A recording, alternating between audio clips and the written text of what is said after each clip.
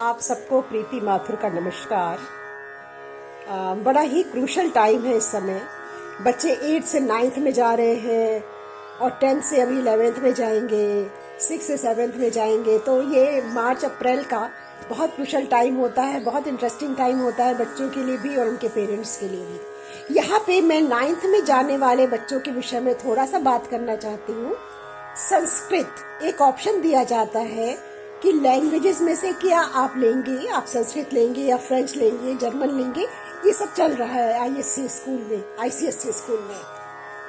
तो मैं इन लोगों से, पेरेंट्स से और बच्चों से कहना चाहती हूँ कि अगर आपका संस्कृत आपको अच्छा लगा 8th में, तो आप संस्कृत ही लेके चलिए। उसका रीजन क्या है वो भी मैं बताती हूँ। देखिए, संस्कृत एक सिर्फ भाषा नहीं है, वो हमारी संस्कृति है, वो भारतीय संस्कृति है। हम घर में वेद पुराण उपनिषद तो पढ़ा नहीं पाते हैं बच्चों को, कोई मॉरल शिक्षा नहीं दे पाते हैं। तो आप संस्कृत के थ्रू ये सारी चीजें बच्चों में अपने आप आ जाएंगी।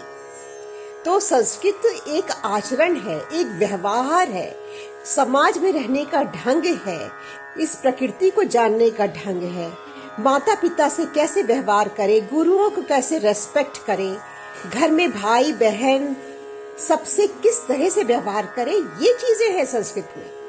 तो संस्कृत पढ़ते ही इंसान के अंदर एक खास तरीके का एक व्यवहार, एक बढ़िया व्यवहार जागृत हो जाता है। तो संस्कृत को सिर्फ भाषा समझने की कभी गलती मत कीजिएगा। तो बच्चों को जरूर संस्कृत पढ़ाएं। 9th में अगर ऑप्शन मिल रहा है आपके स्कूल में तो जरूर संस्कृत पढ़ाएं और संस्कृत पढ़ा के देखिएगा। आप, वो बच्चा 2 साल पढ़ेगा, वो 2 साल में इतनी बढ़िया मॉरल शिक्षा लेगा संस्कृत से।